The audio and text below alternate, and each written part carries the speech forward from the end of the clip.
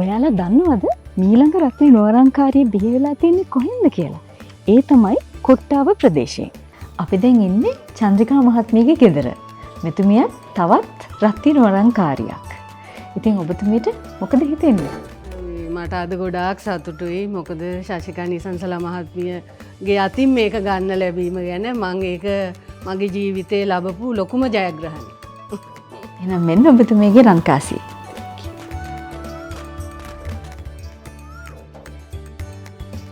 ඉතින් කියන්නකෝ ඔබතුමී කොහොමද මේ තරඟට ඇතුළත් වුනේ?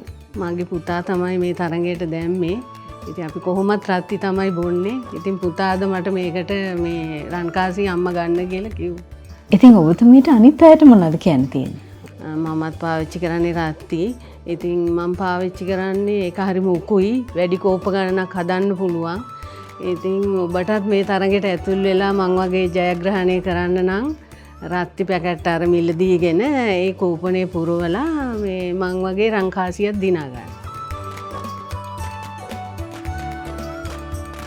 ඔයාට කරන්න තියෙන්නේ රත්ති හෝ රත්ති කිරිතේ පැකට් ඇතුලේ තියෙන රහස් අංකය මේ ලිපිනයට එවන්න හෝ මේ අංකයට SMS කරන්න.